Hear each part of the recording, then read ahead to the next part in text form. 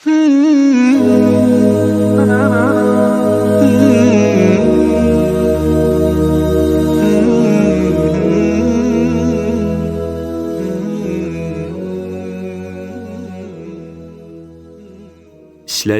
ve köreş. Hayatlık, hərəkət və köreş deməkdir. Hayatlık hərəkət bilanla özünü ifadələp durudu. Çünki hərəkət tiriklərinin şuarı, cimliq ölüklərinin belgisidir. Hayat tez ötüp ketişdə eqavatqan suğa oxşaydı. Aqqan suni keyniga qaytırğılı bolmagandek, hayatnımı arqaga qaytırğılı bolmaydı. Eqib turgan su süzük və pakiz turgandek, hərəkət qilib turgan cisim saq və coşqun turdu. Aqmaydigan su özünün süzüklükini, pakizliqini yo'qotgandek, hərəkət qilmagan cisimmi özünün saqlıqını və hərəkətçanlığını yo'qotib qo'ydi. Hayat bir narsaga erishish yo'lida tirishish və intilish bilanla huzurluq və baxtlik o'tidi. Hayat köreş və intilish bilanla ma'nilik o'tidi. Alloh taolo insonning badanini harakat qiladigan və harakat qilish orqali o'zining saqliqini saqlaydigan qilib yaratgan. Alloh taoloning يا أيها الإنسان إنك كادح إلى ربك كدحا فملاقيه. Yani ey insan, şeksiz ki sen Rabbinin aldığı barğanğa kadar japalık işleysen, andın əməlinin nəticəsini görürsən degan sözü bunu ifadələydi. Hərəkət qilish, tirishish və köreş qilish üçün yaratılgan bu insan bədəni hərəkətdən qıyıb qalsa çoxum onundan çataq çıxadı. Adam olturmagan öyning suvaqları düşüb, tamları körümsüz bolup ketgandek, işletmegen pichaq tatlışıp kerekten chiqqandek, hərəkətdən qıyıb qalğan, tirikçanlıqni yo'qotgan jisimmi kardan chiqadi. Bu dunyoda hayot qilish, o'z davlatiga o'zi ega bo'lish uchun ishlash va kurash qilish shart. Shunga har bir inson, har bir millat mustaqil, erkin va ozoda hayot kechirish, o'z rizqini o'zi ishlab tepib yeyish, o'zining qadr qimmati va izzat obro'yi bilan yashash uchun harmay talmay ishlash va o'limdan qo'rqmay kurash qilishga muhtoj. Alloh taolo Qur'on Karimda va allaysa lil insani illa ma sa'a, ya'ni inson faqat o'zi ishlagan ishning natijasini ko'radi deb ko'rsatgan.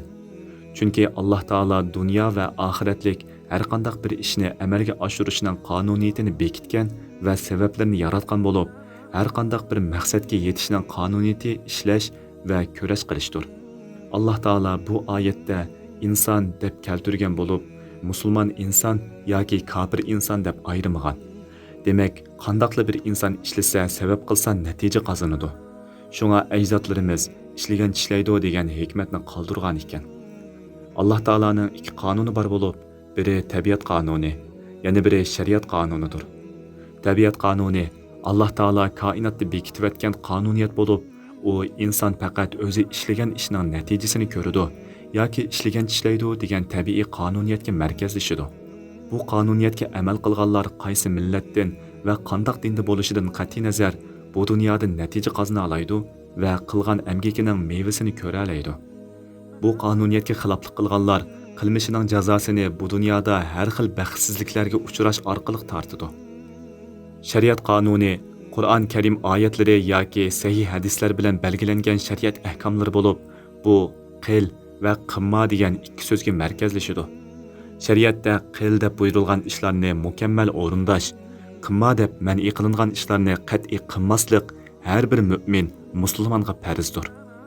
Shariat qonuniga amal qilganlar dunyo va oxiratda baxt saodatga, huzur halovatga erishadi. Uningga xiloflik qilguvchilar qilmishlarining jazosini avval bu dunyoda, ondan oxiratda tortadi. Emgak insonning qimmati va sharafidir. Zemindagi mavjudlik inson orqali mukammallashadi. Inson zemindagi barliq shaylarning sirlarini va ba'zi hikmatlarini egilab, uningdan foydalanish orqali zeminni gullantirishga buyurilgan mavjudotdir. Shunga Alloh taolo uni yer yuzining xo'jayini qilib yaratgan va uningga aql farosat, tafakkur qilish iqtidori va kuch-quvvat ato qilgan. Alloh taolo Qur'on Karimda 70 dan ko'p oyatda amal bilan iymonni birga tilga elish orqali insonlarni yaxshi amallarni qilishga, ishlashga, amgak qilishga rag'batlantirgan. Arab tilidagi al-amal, amal degan so'z ishlash, amgak qilish, amal qilish degan ma'nolarni ifodalaydi. Ömer ibn Xattob raziyallohu anhu bir to'p kishining masjidda turukka yo'linib o'ltirganligini ko'rib, ulardan "Sizlar nima odamlar?" deb so'raganda, ular "Biz Allohga tavakkul qilguvchilarmiz" deb javob bergan. Hazrati Ömer ularga "Sizlar tavakkulchilar emas, balki tayyor toplar ekansizlar" deb qayigan va ularni masjiddan qovlab chiqargan ekan. Chunki sabab qilish bilan Alloh taologa tayinish, ya'ni tavakkul qilish uchar qushlarning ikki qanotiga o'xshash bo'lib, uchar qush ikki qanoti bilan uchalgandek, mo'min odammo Alloh taologa ishonch qilib tayinish va yetarlik sabablarni qilish bilan maqsadini amalga oshira oladi. Tavakkul yetarlik sabablarni qilib bo'lgandan keyin ishning natijasini Alloh taologa topshirish va Alloh taologa tayinish deganlikdir. Bu ma'nodagi tavakkul katta ibodat sanaladi. Chunki Alloh taolo bizni o'ziga tayinishga buyurgan. Va alallohi fatawakkalu in kuntum mu'minin. Ya'ni agar haqiqiy mu'min bo'lsanglar, Allohga tayininglar. Musa alayhissalomning so'zi bayon qilingan bunu oyatda Alloh taologa tayinish iymonning sharti qilib ko'rsatilgan.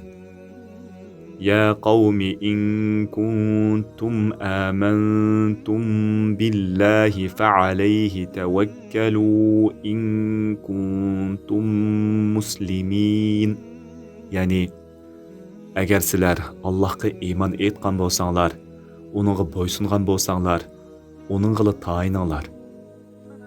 Afsuski, insonlarning to'lisi Alloh taologa tayinish bilan sabab qilish masalasida ikki firqaga bo'linib ketgan bo'lib, ikkilisi ezib ketgan. Chunki ularning bir firqasi Allohga tavakkul qildik deb sababga ahamiyat bermagan. Yana bir firqasi sabab qildik deb Alloh taolodan yordam tilash va uningga tayinishdan o'zini behojat sanagan. Haqiqat shuki, haqiqiy tavakkul qo'ldan kelgan sabablarni qilish bilan birga Alloh taologa tayinishdir.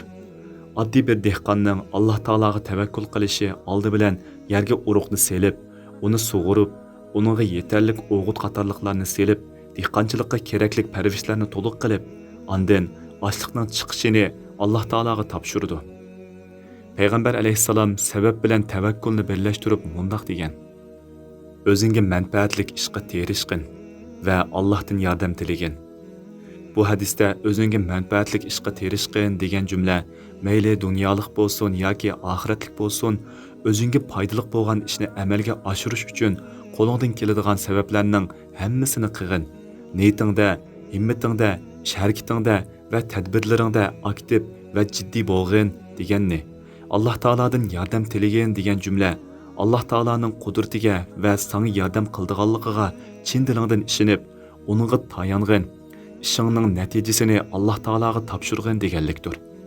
Anas ibn Malik raziyallohu anhudan rivoyat qilinadiki, bir odam payg'ambar alayhissalomdan avval tugamni bog'lab, ondan Allohga tavakkul qilaymi yoki tugamni qo'yib berib, ondan Allohga tavakkul qilaymi deb so'raganda, payg'ambar alayhissalom uningga avval tugangni bog'lagin, ondan Allohga tavakkul qilgin degan.